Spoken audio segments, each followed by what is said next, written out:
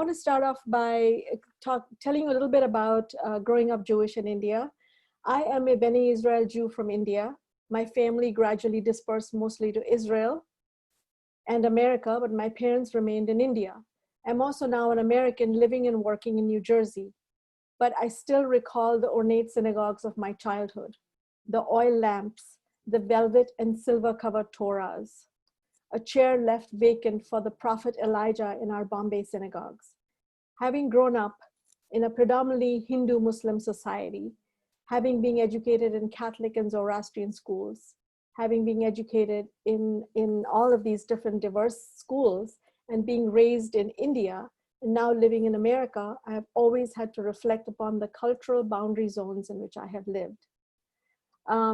Just really quickly, since this is an expanded version, there are more pictures here. These are some photographs that are going to be seen in the upcoming book with Ori. It's called Growing Up Jewish in India, from the Bene Israel to the Art of Siona Benjamin. And these are some really amazing photographs I have of my great-grandparents, my great-great-grandfather, going really quickly because all these were not planned to be shown for a 20-minute presentation. My grandfather and my uncle, my parents during their wedding in 1950, my parents shortly after. I'm going to skip to the next one and skip a few of these. An Indian Jewish henna ceremony in Mumbai with my mother applying henna to her sister-in-law. Some really interesting photographs of family, my father's family, my mother's family. Most of the families immigrated to Israel. My grandmother, who was born in Quetta, Pakistan, and she was a Jew born in Quetta, Pakistan, and then which is near the Afghani border, and she, the woman in the purple sari, moved to India when she was young and married my grandfather. This is my grandmother, Elizabeth, the same grandmother with me as an infant. In the book, you will also see many beautiful photographs of Indian Jewish synagogues that were taken for some reason by my parents. They sent out a photographer. So we have a number of beautiful photographs of, most of the synagogues are still there, but some of them are non-existent anymore. I am influenced a lot by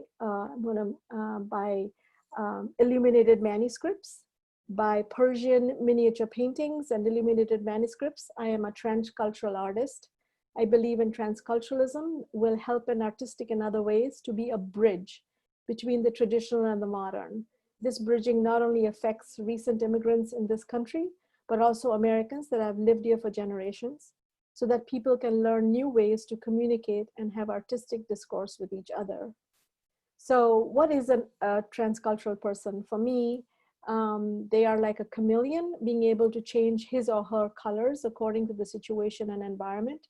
Today's world politics pushes and promotes a need for a sense of belonging, a push to take sides, either black or white. The gray scale in between needs to be explored so that when one makes final evaluations, it is painted with fairness and allows us to learn about all perspectives and points of view. Again, going a little forward, I'm influenced a lot by theater set design because I have a second master's. My first master's is in painting, my second one is in theater set design. Here are some set designs that I did several years ago. I'm not going to show you all of them. Moving on to some commissions right now. I've done the Megillat Esther. I do a lot. I earn my living by doing a lot of commissions. And these commissions help me pay my bills. I've done everything from hotel commissions. I'm doing a commission right now for a large hotel. I did another commission for the same hotel, but now I'm doing an outdoor mural, which is about 22 feet in size on the outer walls of the hotel. I'm also doing a commission right now for a synagogue in Pennsylvania, where I'm designing the parochet or the Torah art curtains. And I'm also just starting a new commission where I am doing illustrations for a children's book. So just to give you an idea, a quick idea, this is a past commission where I did a Megillat Esther, which is 15 feet long and about a foot wide. And these are some images from that commission. This is the Fifth Avenue gallery that sponsored this commission. And I also study with Rabbi Burton Vysotsky for certain midrashic projects, and also various other rabbis like Rabbi Susan Talvi in St. Louis for the floor commission that I did with her, which you will see. And also I've started to study with Rabbi Jessica Lenza from Synagogue Shaharei Tefillah in New York City, where we are doing some podcasts and presentations on the topic of Midrash. I've also designed some furniture, which is Torah arcs like this, which was very amazing and unique to be able to do. This is the floor that I designed for the St. Louis Synagogue. This is the final floor for the synagogue. It is done in the zodiac signs, the 12 tribes, all the festivals, the Jewish festivals, it's about 16 feet in diameter, and it is done in Italian-made porcelain tiles. I also do private commissions, like this one for private homes, which is installed in homes, and I work with interior designers to be able to do that. I also do commissions like this one, which is a commission done for a hotel in Montclair, New Jersey. I did 7 6-foot artworks for every floor of the hotel. So this gives you a rough idea as to what it is to earn a living as an artist.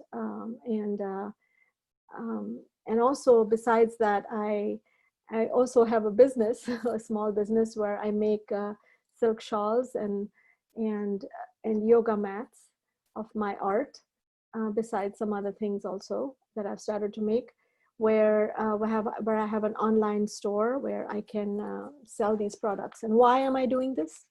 Because I think it is really important for my audience to be able to not, just buy expensive stuff. And if people cannot afford it, they can buy prints, they can get a shawl, they can get a yoga mat. And so it's wearable, usable art, which I think makes it more accessible for people to have art in their home. And it's not just for the wealthy people. Going on to a more recent work of mine. This is Exodus, I See Myself in You, which is a project which I finished about a year or so ago. So it's fairly recent. Based on the inspiration and concepts of exploring Pardes or paradise in Hebrew and Jannat in Urdu Arabic, I have created a series of works which discusses and questions what is the pursuit for paradise. Recent history and news has made me question why we all as human beings seek or strive for perfection and paradise. At what cost do we attain it? And why do we seek that ultimate perfect home? Looking at the thousands of images that flood the news today of people who are displaced from their homes, these refugees roaming the world are in constant search for their lost paradise and a quest for a new one. So I've done some works like this, which are influenced again by Indian Persian miniature. And it's about exploring the concept of paradise. It's about, I've done many pencil portraits of these refugees. And I've done a large work, which is about 10 feet in diameter, which it looks about this big. This is installed in a church in New York City, which was on a citywide exhibition. So these kind of panels, they explore the fact that these refugees are in these gates on either side, and the center panel, which you see over here, is represented, talks about paradise and how these people want to enter paradise, but how the angels and the demons are stopping or accelerating their exit into paradise. Going further on to the Fulbright Series, which is, I had a Fulbright in 2011. And for those of you who have seen the documentary film, my first Fulbright Fellowship in 2011, where I conducted research and interviews with Jews in India, resulting in a collection of 40 photo collage paintings titled Faces, Weaving Indian Jewish Narratives. This work continues to travel to numerous galleries and museums, but the project is also made into the documentary film, which can be viewed on Amazon, on Amazon Prime. So just to give you an idea, I took photographs of people like this from my community in Mumbai, and then I did photo collage paintings. That means I cut out the photographs on the computer, and then I did photo collage images on the computer, and then I got them printed on 3 by 3 feet pieces of archival paper, and then I painted on top.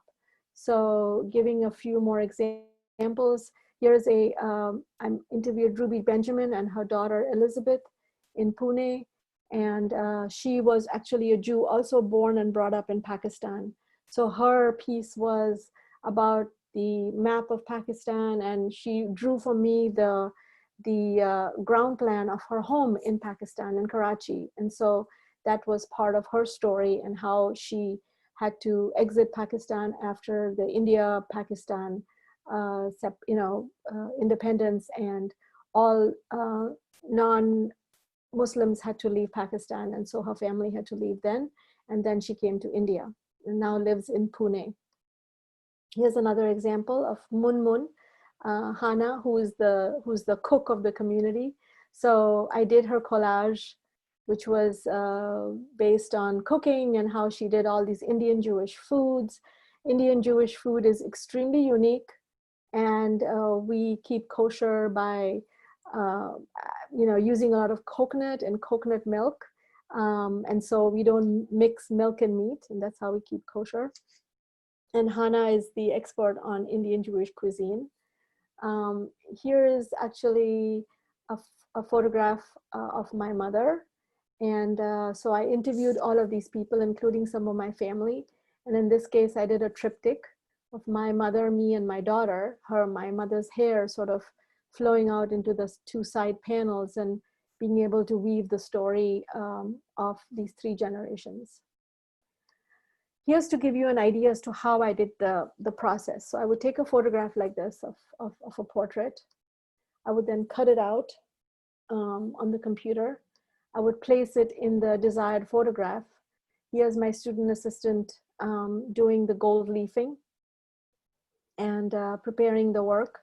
And then here's the final product where the photo collage painting is ready. Here's another quick example, a young woman, bride, Indian Jewish bride. I then did her photo collage like so. And then here's the final piece, which has the photo collage painting. So I paint on top of the photograph. Just to give you an idea, the scale of these pieces, they are about 3 by 3 feet. And they've been in several exhibitions. I've kept all the series together. I have not sold them individually because I am hoping that they will go to one venue someday, because I think splitting them up would break the continuity of the pieces. Going on to my second series of works, which is actually my second Fulbright in Israel, which is From Motherland to Fatherland, Transcultural Indian Jews in Israel. I completed my second Fulbright to extend the current transcultural identity dialogue of Indian Jews in Israel with 3D prints and faces. Stories and heritage of this ancient group will be documented and exhibited. These faces are maps linking me to the memories and weaving narratives. It is with these people and their stories that the rest of the world has the opportunity to learn about Indian Jews. With this project, I hope to educate in these divided and tenuous times, and in the process, as an immigrant artist, find home again. Here are some faces. I took photographs of different generations, like this grandmother and granddaughter. So Leah is actually a Kochini Jew. Her daughter married a Ashkenazi Jew. So her granddaughter is actually part Bene Israel, part Kochini, and part Ashkenazi. This is Leah's actually mother-in-law. So this is an old photograph from my family album, which shows Leah's mother-in-law over here. So, and this is her husband, Rahamim, and their son, Mordecai. So they are both Bene Israels, and I'm sorry, the son is his father is Bene Israel and his mother is Kochini. Here is another family where the father is Bene Israel and the mother is Yemenite Jew. So they are half Yemenite and half Indian Jews. Here's another example of an Indian Jewish mother, and she's married a Romanian Jew, and so this is her daughter, Ilana and Zohar, also in Israel, showing the diversity of faces. Here's a mother and daughter. Both of them are from a Kochini kibbutz near Beersheba, which is in Nevatim.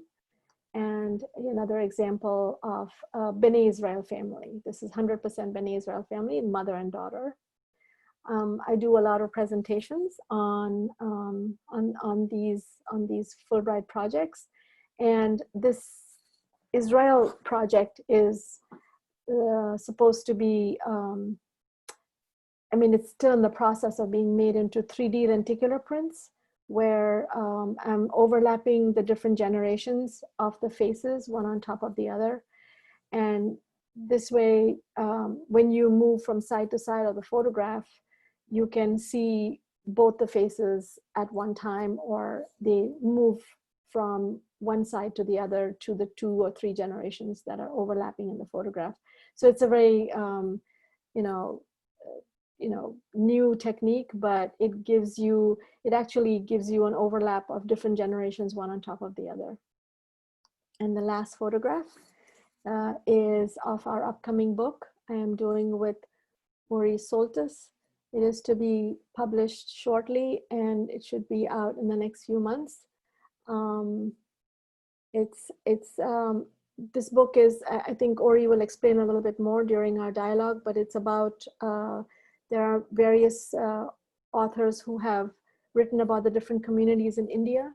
And also, at the same time, this is also bringing it forth to today, where it is going through my Fulbright projects, some of my art, and as to how I am influenced by growing up Jewish in India, and the various influences I had growing up in India besides being Jewish in India. And this book also touches on the 3 distinct communities in India: the Bene Israels, the Kochini, and the Baghdadi or the Iraqi Jews. Mostly you'll find Jews in coastal parts of India, Bombay, Cochin, and Calcutta, though there are a small community of Jews in Delhi, which has only 1 synagogue. But Mumbai has about 7 or 8 synagogues. Cochin has about 4 or 5, I think. And Calcutta, I'm not sure, but I think they have a few, 2 or 3 of them. There are also synagogues in Pune. There are a couple synagogues in Pune. In Ahmedabad, there is a synagogue, and smaller synagogues can also be found on the coastal villages of the Konkan area, which is the west coast of India, which is south of Mumbai. And the last, this is my website. It's artsiona.com. And again, the documentary which Magda explained is available on Amazon.com, and really takes you to Jewish India. Thank you so much. And sorry for the initial mix up with the wrong presentation, but I guess it worked out. So thank you. Thank you, Siona. That's wonderful. So I now want to invite Ori to the panel, to the conversation about Siona's art. So Ori, hope you can join us. You have to release my video, or you don't see me. Wow, there we go. Woo. So, welcome all, or thank you for welcoming me, or both.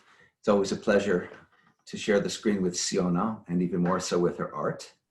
I thought I would just add a few comments before asking some questions of Siona that would flesh out some issues and ideas, because when I think of her work, I think of it in different contexts.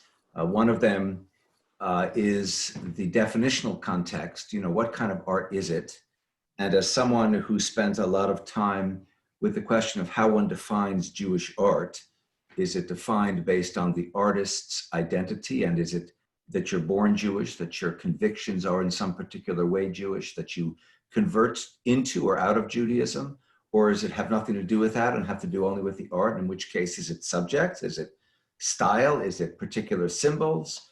That when I look at Siona's art, of course, there are any number of times and places within her work where it's obviously Jewish by way of content, by way of subject, whether it is Bene Israel Jews or a combination of Bene Israel and Kochini, or God forbid, even the occasional Ashkenazi Jew. We can still call it by subject matter Jews, but we will get to work that she didn't reference, specifically her Fereshta work, in which we have many, many biblical subjects that she has addressed one way or another. But then when we look at those subjects and how she's addressed it, we realize that there are all kinds of influences that range from Islamic miniatures, and particularly Persian and Mughal period Indian miniature paintings. On the one hand, we have comic books from India and Bollywood posters from India. We have Roy Lichtenstein style American pop art. And we have icon elements that resonate from Eastern European Christian art, such as the image she showed with the gold leaf halo around that profile face. But of course, it's within a synagogue, and in gold leaf, the word Shema Yisrael weaving their way through the image. So it very clearly combined that particular element, which one might associate with Byzantine art, with something which is very distinctly on several levels Jewish. And across the plethora of her different bodies of work, it seems to me one sees a different range of these issues and ideas that make it particularly interesting to define. And as she pointed out from the very beginning, Siona's work is very international. So one might say, in fact, and that would be the second issue that I would raise in thinking about her work, is that her work is complex, not only in terms of its influences that are overt on what you're looking at, but what's behind what is feeding into them, and not only with respect to these different elements that reflect Hinduism and reflect Islam and reflect Judaism and reflect Christianity and reflect India, Pakistan, reflect the United States, reflect Eastern Europe. But India itself is such a complexity of all these different components. And that relates in particular to her own story of growing up Jewish in India, in a community which is largely Hindu and Muslim, going to schools that were Zoroastrian or Parsi on the one hand and Catholic on the other, and then ultimately ending up in the United States nearly 30 years ago, in which she's encountering a whole different sort of reality. So it's not just that it's happenstance that these diverse influences feed into what becomes her body of work, but it's very much part of her life experience. It's both conscious and her desire to be transcultural, and unconscious. It's what has fed into her.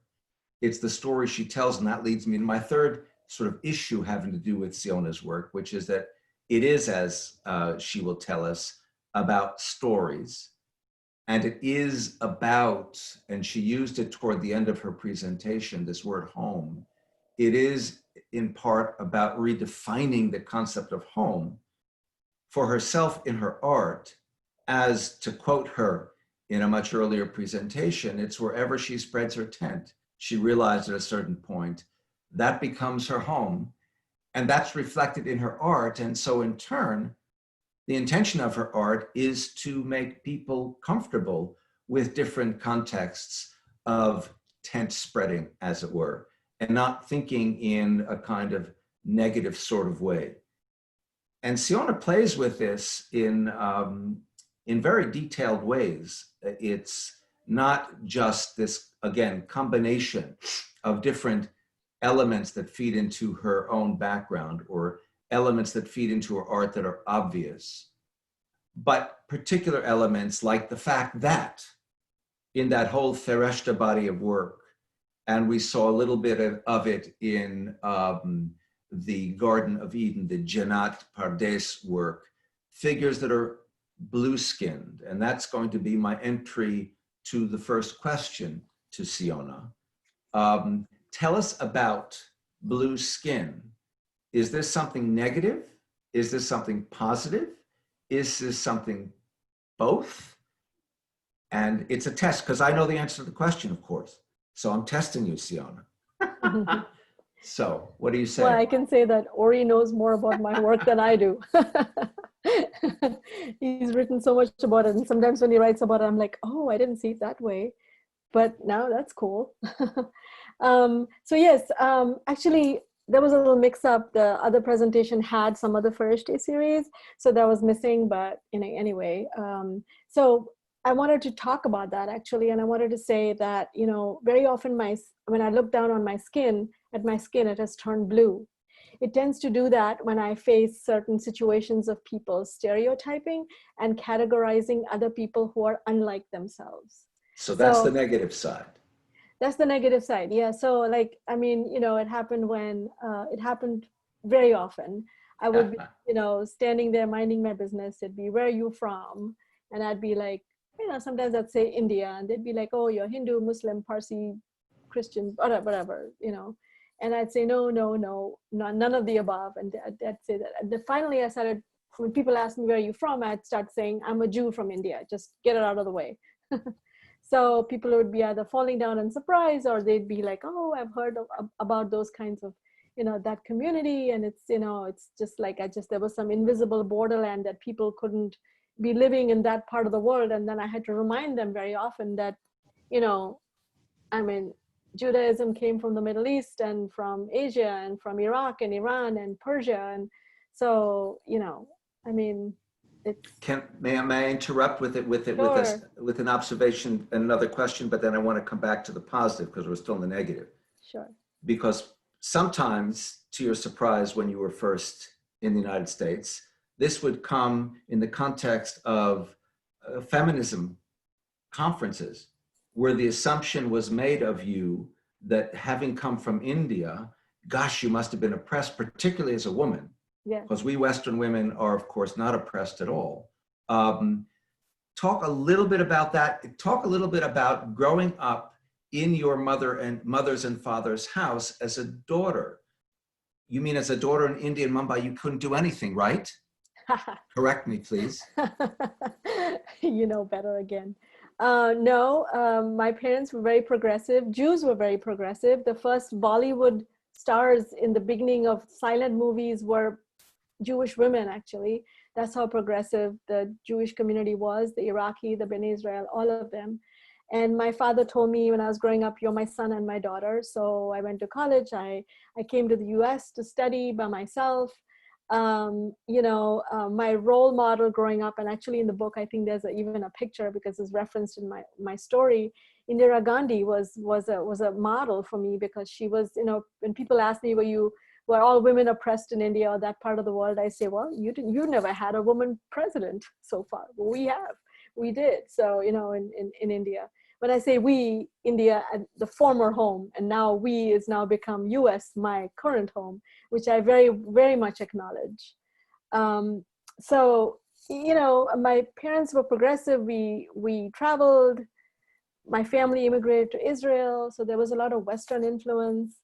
My parents had, I don't know, Jim Reeves and Engelbert Humperdinck records and, Patsy Cline. Yeah. And then they took me to the Sound of Music movies and Laura Hardy movies in the theaters. But we also saw Bollywood movies, and my mother ran a school for 20 years. And my mother actually earned more than my father because she ran this private business of having a private school. And she had 12 teachers and about 300 to 400 kids at a time. And a lot of the Bollywood kids from where we lived came to her school. And my father worked for a shipping company. So a lot of the foreign captains from Europe would be coming to our homes. And so, bringing all kinds of Dutch cheese and chocolates for me. And so there was like a kind of a very international crowd, but also growing up in India, my parents did not see the difference between any religions. So they had Hindu, Muslim, Parsi, really, really close friends, and Christians. And it was like, I never saw people, it was like a utopia where now I feel the world has become more like globalized, but at the same time it's shrunk down to become more prejudiced. And at that time when there was no internet and there was no, this kind of conveniences, there seemed to be more diversity, more acceptance. Like the Muslim friends of ours would send us platters of sweets, and halal meat prepared dishes, because it's just like kosher. Halal and kosher is just the same. And so, my grandmother would even accept it because it's fine. And so, and we would send Jewish halwa to all these people's homes, not only Jewish family, but also other kinds of friends that we had. And they would know they would know about the Jewish holidays. So coming back to blue. Yes. So yes. The blue, all those characters who are blue, and many of them are biblical characters like Miriam or like Joseph, or midrashic characters like Lilith, a negative in the rabbinic tradition that you turn, and you're not alone in doing this, but you happen to do it particularly well visually, into a positive. Where does the blue come in? Krishna, for example, is a blue, typically depicted as blue-skinned or almost black-skinned, depending upon who the artist is. But clearly blue goes further than just Krishna in general and for you. Can you talk a little about that? Sure. So then gradually, as I felt like I was not the right skin color because I wasn't Jewish enough for Ashkenazi Jews and I wasn't Indian enough for Indians.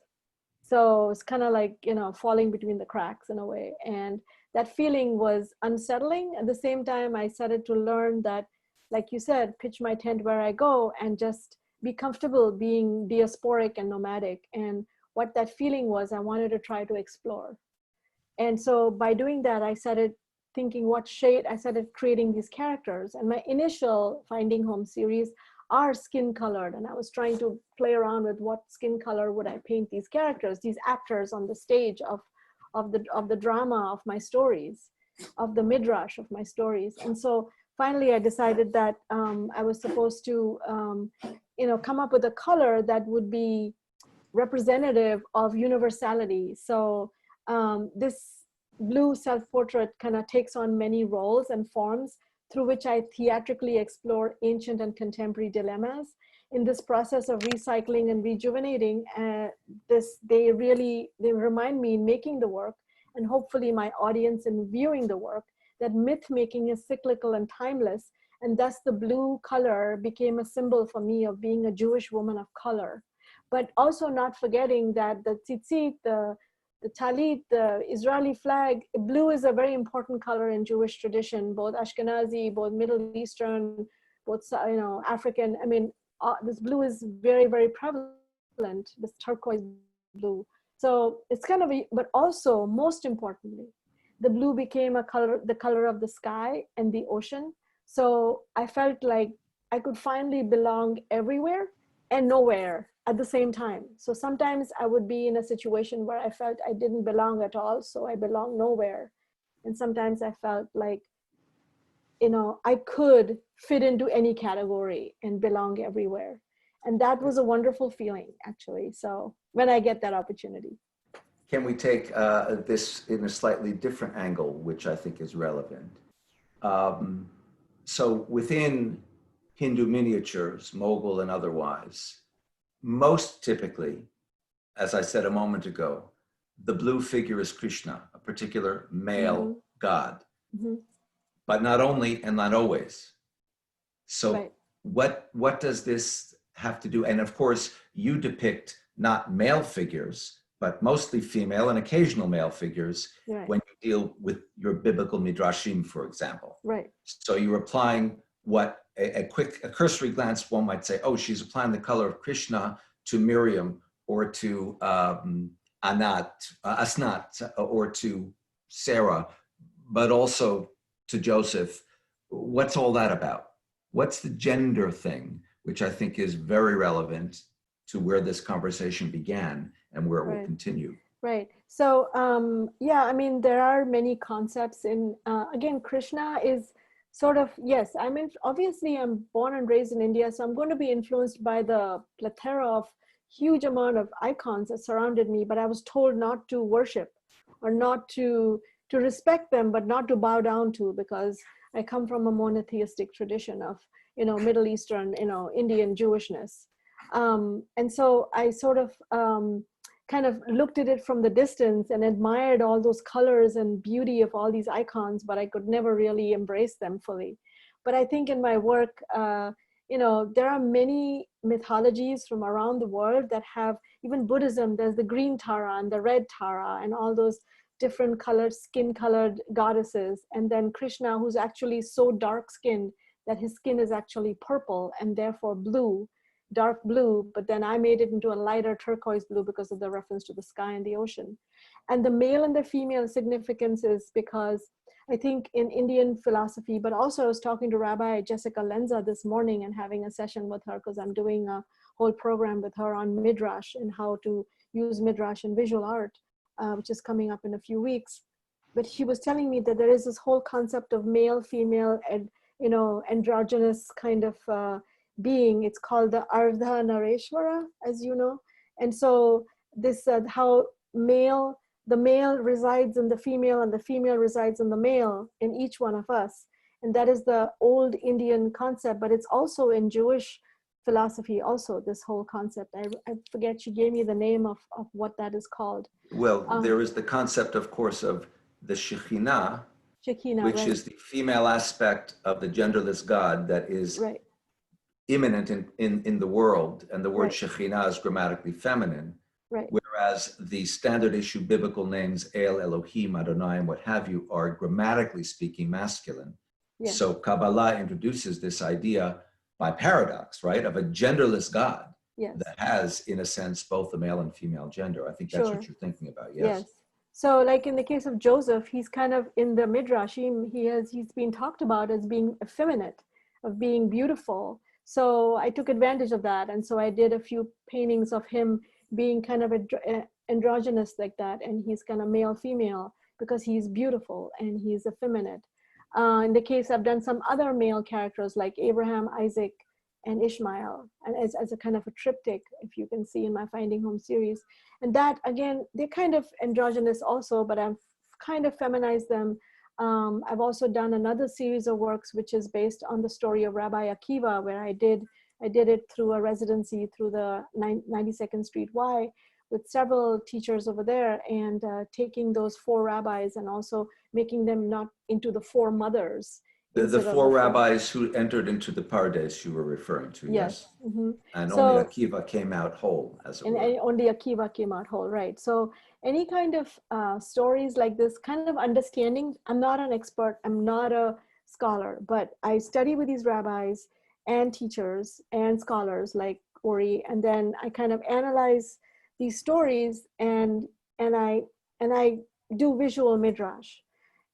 It's my interpretation. There's no really right and wrong, but I mean, I cannot offer them without some kind of explanation. But at the same time, I expect my viewers to also have their own interpretations also, which I welcome. So I don't want it to be static and close it off to my viewers. When I do a certain painting, somebody might see it in a totally different, opposite point of view, which is fine. I'm not going to stifle them into their interpretation. Maybe it gives me fodder for the next painting or something like that. So between the feedbacks of my audience and learning with scholars and absorbing all that, I think I'm very fascinated by the bottomless well, what you may call it, of recycling mythology. And I mean, I would have 10 lifetimes and I would not be able to even scratch the surface. Well, you know that you do more than scratch the surface. Midrash means, from darash, means to dig beneath the surface. And of course, that's what you're constantly doing. Right. And we didn't even get into your whole subset series on Lilith, or even your image of your Tikkun Olam image, which if we had it on the screen, has this very, how shall I say it, Hindu-looking character dancing like Shiva Nataraj with multiple arms, but of course there's 7 of them that become a 7-branched menorah, and each of them has at the tip a kind of khamsa. So very overtly, you've got Jewish, Muslim, Hindu symbolism rolled into one, and then you've got the words Tikkun Olam written in Hebrew on one side, and in the Devanagari writing system, the system that is used by Hindi and Urdu, but you've actually spelled out Tikkun HaOlam in the Devanagari. You haven't translated it, you've transliterated it. So it's a wonderful kind of compendium of what all of your work in a way stands for, it seems to me.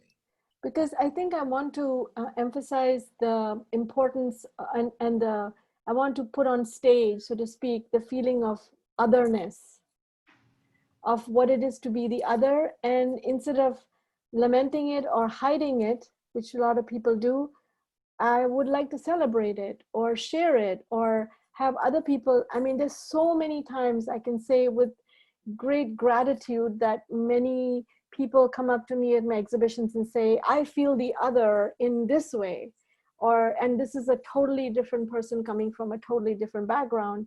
And I feel, I feel like an other in this way. And, I like the way how you have celebrated it or talked about it or discussed it. And so I like to hear their stories and know what it is. So I think all of us have some story to tell of otherness. And that is what is really interesting to me. But what is really more interesting to me is to be able to, I'm a visual storyteller. And so I enjoy doing that. And so between the scholars and the rabbis who've helped me, I kind of then come back to my studio, percolate, and then sort of come up with my own interpretations of it, go back to them, show it to them, come back again and get, more into the work and create the work like that. So, it's been fun. It's not easy to, I'm sorry, but this presentation was supposed to have a few of the Farishte series, but it didn't because of the wrong presentation. Farishta being what the series we're talking about, which is just an Urdu word for angels, by the way, for those of you who are not fluent in Urdu. Probably 1 or 2 of you are not. Magda is. Yeah, Magda. I want to pick up on a couple of themes that you've been talking about. And one of them was, Ori, you said the Lilith series, right? Which is in the film, is shown, and also the image that we've shown in our promotional materials. But what Lilith is usually embraced by feminists, especially Jewish feminists. So I wonder whether you could talk about feminism in your art. That is, you talked about the conferences and feminism and this, but I wonder whether you could address the question of feminism in your art. Sure, I'll try. So, I mean, I don't think feminism all the time. It's just a natural part of who I am, because I feel, I learned more about feminism coming to the West. I've been here for 30 years now. When I came for graduate school, I was like, oh, there's actually a terminology. And there's these feminists that did all this wonderful work. But then again, these feminists would tell, they would in turn ask me whether I was, like Ori said, whether I was oppressed. And I would say, well, no, I wasn't. And so that would be, an education for them. But I think, mixed with all these stories, feminism comes about sort of naturally. I want to talk about, I think this otherness also involves mostly the category within that is being a woman and being able to talk about that. And so again, I feel like the midrashic stories, which are the women in the Torah, are sometimes very challenging. Why did Miriam, for example, get the skin disease when she asked the questions, but Aaron and Jacob didn't? Why was Lilith, the character, made into a demoness? Because she's, the alphabet of Ben Sira says she's the first wife. And then later on, Eve was created from Adam's rib, when after Lilith asked for equality and she didn't get it, then a more subservient Eve was created, but then she didn't do a good job anyway by eating the apple and spoiling the whole story. So, you know, women seem to create these problems. I mean, so, or ask the wrong questions or the right questions. So I think Lilith, for example, is a great example. And so when I learned about the story of Lilith, I thought that by learning about her story and then by being able to bring her forth to today, by using her story as a jumping board to be able to connect her story to today's victims of war, widows, I don't know, whatever, people asking, women or people asking for justice.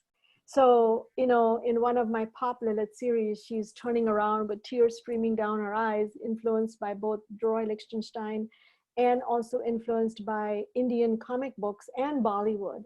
She's turning around and she's asking the viewers, 1,000 years have I waited with embers of revenge glowing in my heart. So, you know, it's about, you know, coming back to ask for justice, asking the difficult questions. And I think Lilith kind of did that as a character, for example, as one of the many characters. But she was, you know, by the patriarchy and the patriarchal misogynistic writings of our times, she's been, you know, typed into being a demoness of, you know, kills babies and does all this kind of stuff. And all she was wanting, she was like the first feminist. She was like asking for equality. She didn't get it. And you make her also into a protectoress in some of your imagery. And she, yes, she also becomes a protector in some of my imagery. So she doesn't become a demoness who destroys, but also I compare a little bit to the goddess Kali. Kali kind of like when she wants to combat violence and wrong, she takes on a more fierce form. And when this is a very, very wonderful mythological character in Hinduism. And I feel like Kali is very much a little bit like Lilith. You know, she changes forms and she's been given a bad name, but actually she didn't, she just wanted equality. So these stories sort of studying with rabbis kind of came into, I could be able to connect them to today's stories and situations and socio-political situations of what's happening today. And that was very exciting for me. Does that answer your question, Magda? No, that was great. And so the question to both of you about placing Siona's art in the context of both contemporary Jewish art today, and I don't know whether you want to tackle it in America only, given that Siona has been here for so many decades now, or more broadly, including other venues, other geographic areas where Jewish art is being produced. So I don't know which, even either one of you, how you see it, how you place it in what way, with the in this context of America, of Jewish art, contemporary Jewish art. Siona, you or me, or both? You go first. I go first. Okay. Given where I started out in my comments, you know, my sense of the intrigue of Jewish art is the impossibility of defining it, which of course means that the real Jewish art is asking questions that have difficult or non-answers. That's what the rabbinic tradition is at its best, I think, anyway. But Siona is obviously Jewish by way of her own identity, and her art is obviously Jewish by way of any number of these symbolic elements that figure into it.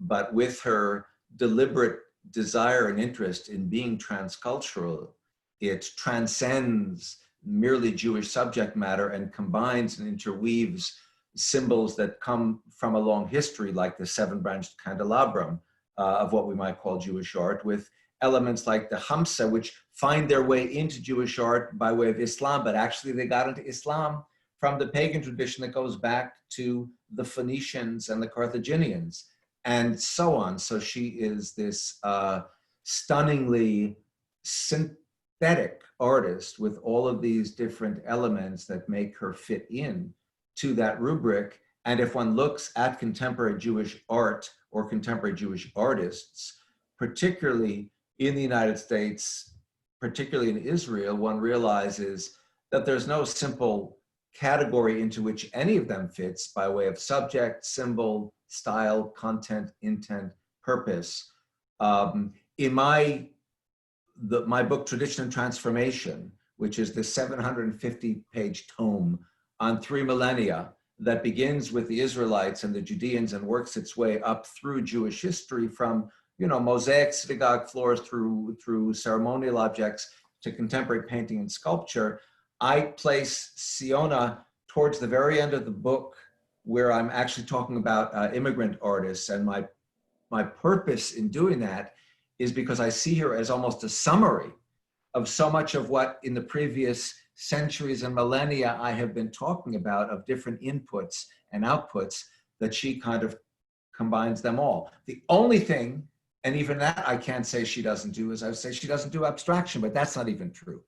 Because a series she didn't talk about, the Liberty and Freedom series, combines figurative with abstract elements as well, and to a lesser extent you can see it in some of the other stuff. But one thinks of her primarily as figurative, but even there, she's got abstract elements very much as part of this series that she didn't mention because she couldn't mention everything. Yeah, so that's my short, long-winded answer. And I assume the long answer is in the book. Yes, of course. And the book that we're talking about, again, even within the context of, as Siona introduced this book that we're working on, I mean, it starts out with a preface that talks about the migration of Jews in general to Asia.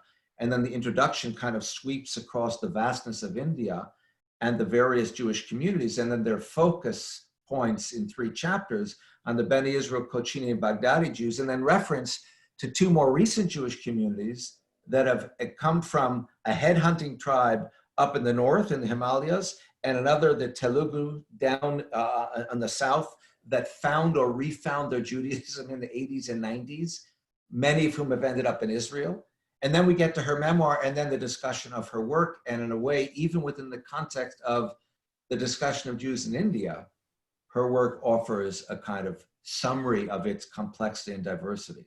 So when is the book coming out? Because we have a couple of questions about the book. We had, you just sort of answered, but we don't have time to go about the other Jewish communities in India that you alluded will be covered in the book. So I think we do want to read the book. If you could tell us when the book is coming out. I believe it's likely to be out by December. Okay. I mean, maybe even a little earlier. We seem to be making, with the publisher, we've made actually much quicker progress in the last month than I expected us to.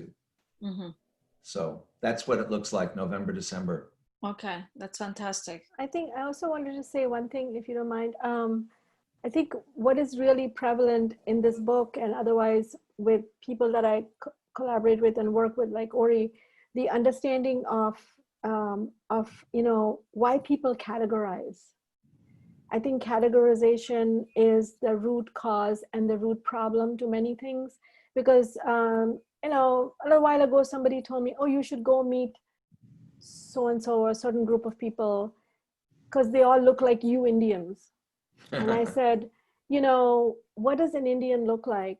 So I actually went on the internet and I typed in Kashmiri Indian, this light-skinned, green-eyed, beautiful girl. And I typed in South Indian, and the person was this beautiful, gorgeous shade of purple brown, so dark. And I sent both these photographs to this person, and I said, "Who's an Indian?"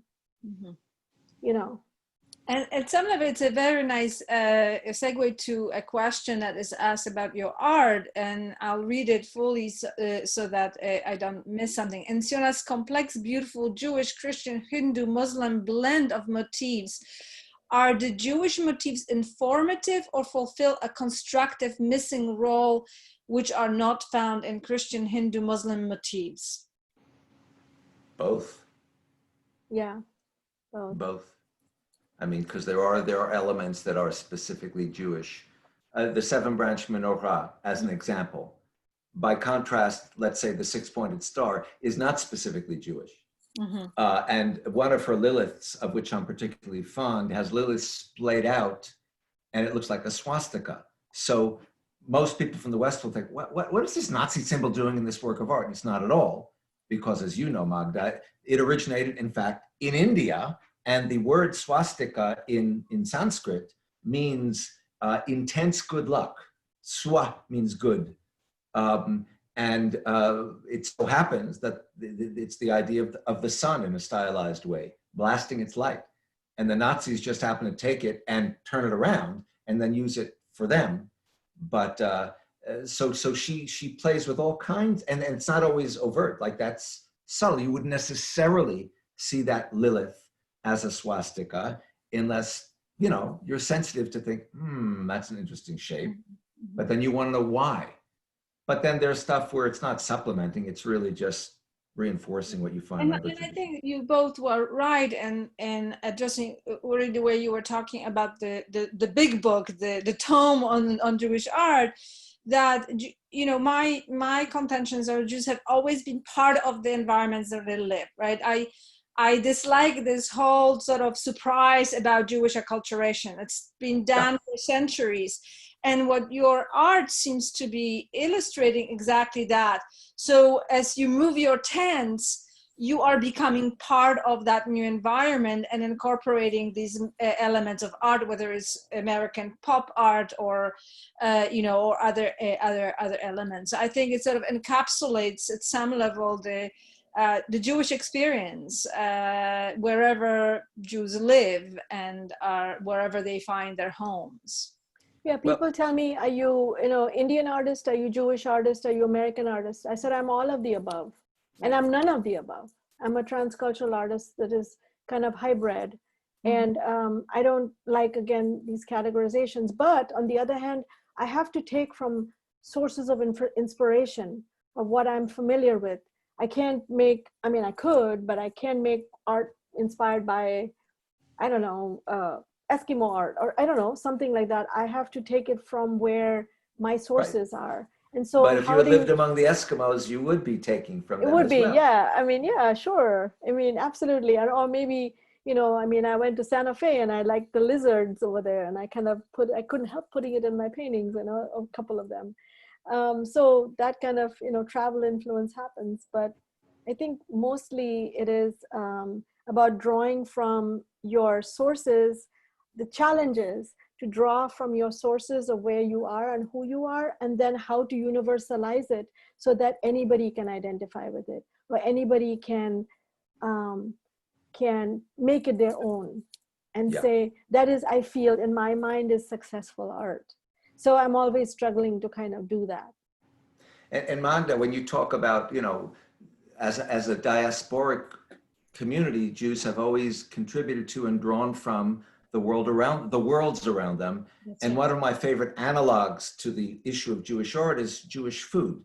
Please define for me Jewish food, right? Bagels and cream cheese, excuse me. Lox, excuse me, that comes from Scandinavia. The bagels come from Eastern Europe. And the Melita ceremony, which is so essential to the Bene Israel, had its point of origin in the perceived desire by the Bene Israel community to offer a distinct gastronomy to parallel the gastronomies of their Hindu and Muslim neighbors under particular conditions of ceremony, and so on and so on and so forth. Yeah.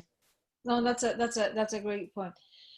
So my dream for this event would have been to have it live, so we could have some good kosher Indian food for reception. But maybe we'll do it when the book comes out, and maybe we are all in better place as well. So I want to say some parting words, but I will want to thank you both for a really wonderful event and a conversation, and I look forward to reading the books. Thank you so much. Thank you, Siona. Thank you all for coming, and I will be sending a follow-up with this video and other resources about Jews in India. So stay on our list. Thank you so much. Bye-bye. Bye-bye. Thank you.